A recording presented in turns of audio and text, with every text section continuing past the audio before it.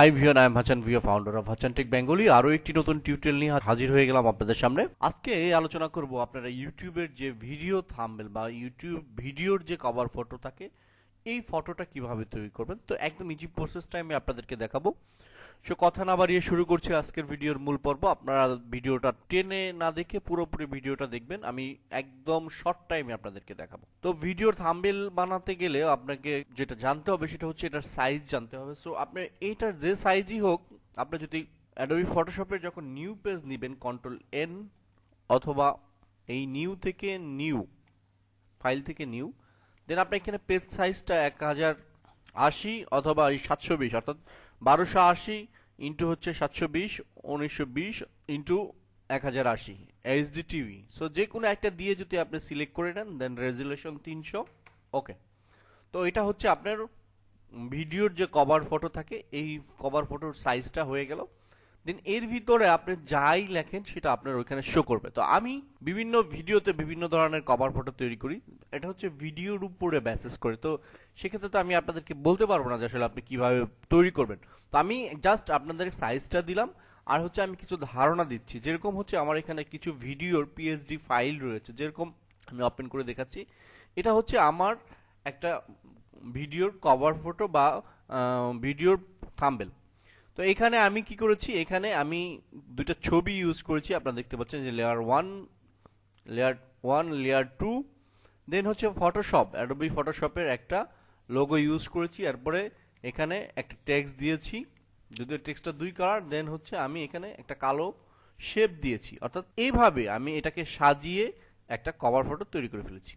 তো এরপর যেটা হচ্ছে, আমি আরও একটা কভার ফটো যদি আপনাদেরকে দেখাই, এটা হচ্ছে সিল রিমুভ। তো সিল রিমুভের জন্য আমি যে থাম্বনেলটা তৈরি করেছি, তো আমি যে সিলটা রিমুভ করেছি পাশাপাশি দুটো পিকচার আমি দিয়ে দেন হচ্ছে লিখে দিয়েছি সেম ওয়েতে। সো একদম সহজ ওয়ে, বাট আপনাকে হচ্ছে থিঙ্ক করতে হবে যে আপনি যেই ভিডিওটার থাম্বনেল বানাবেন সেই ভিডিওটার আসলে কি ধরনের হবে। আমি লাস্ট একটা দেখাচ্ছি আপনাকে। আমি এই টিউটোরিয়ালটা সর্বশেষ আপলোড করেছি ইউটিউবে, এবং এটার থাম্বনেল ভিডিওর থাম্বনেল পিকটা আপনারা দেখতে পাচ্ছেন। এখানে যে কাজটা আমি করেছি, আমি ওই ভিডিও এডিটর প্যানেলের একটা স্ক্রিনশট নিয়েছি। সো স্ক্রিনশটটা আমি এখানে দিয়েছি। দেওয়ার পর আমি যেটা করেছি, এটাকে এই লেয়ারে যখন ক্লিক করবেন, রাইট বাটন ক্লিক করে ব্লেন্ডিং অপশনে গিয়ে আমি এটাকে কিছুটা ব্লেন্ডিং দিয়েছি, অর্থাৎ এই যে চারপাশে যে শ্যাডোটা দেখতে পাচ্ছেন এই শ্যাডোটা আমি দিয়েছি। দেন নিচে এসে একটু স্টক দিয়েছি, এই যে স্টকটা দেখতে পাচ্ছেন আপনারা, স্টক দিয়েছি। তাই স্টকটা দিয়েছি অ্যাশ কালার। আপনারা কালার চেঞ্জ করতে চাইলে এখান থেকে করে নিতে পারবেন। এর উপর ফটোশপে অ্যাভেলেবেল ভিডিও আছে, আপনারা দেখে নেবেন। আমার চ্যানেলে অনেকগুলো ফটোশপের ভিডিও আছে। তো এই হচ্ছে হলো আমার স্ক্রিনশটের চারপাশে কালো দাগ এবং এই শ্যাডোর রহস্য। দেন আমি উপরে লেখা দিয়েছি। এখানে একটা বিষয় আপনাকে সবসময় লক্ষ্য করতে হবে, আপনার কালার কমিউনিকেশনটা আপনাকে বুঝতে হবে। কোন কালারের উপরে কোন কালার সবচেয়ে ফুটে বা দেখতে স্পষ্ট দেখা যায়, এই বিষয়টা আপনাকে বুঝতে হবে। এটা না বুঝলে কিন্তু আপনার জন্য একটু সমস্যা হবে। যেরকম ইয়েলো কালারটা ব্ল্যাকের উপরে সবসময় বেস্ট দেখায় এবং রেডের উপরেও বেস্ট দেখায়। তো ইউটিউবের যে ব্যাপারটা হচ্ছে, ছোট্ট একটা থাম্বনেল পিক, সেটা যদি মানুষ পড়তে না পারে, সেটা যদি তার চোখে না বোঝে, তাহলে কিন্তু আপনার ভিডিওটা সে দেখবে না বা ক্লিক করবে না। সো আপনাকে যেটা করতে হবে, সবসময় অল্প লেখায় সামান্য লেখে আপনাকে বোঝাতে হবে। সো একটা, চারটা, পাঁচটা যে ওয়ার্ডই লেখেন, অবশ্যই সেটা চমকপ্রদ ওয়ার্ড হতে হবে। যেরকম আমি একটু আগে দেখিয়েছিলাম আপনাদের একটাতে, আমি একদমই সিম্পল লেখা লিখেছি, এই যে ব্যাকগ্রাউন্ড রিমুভ।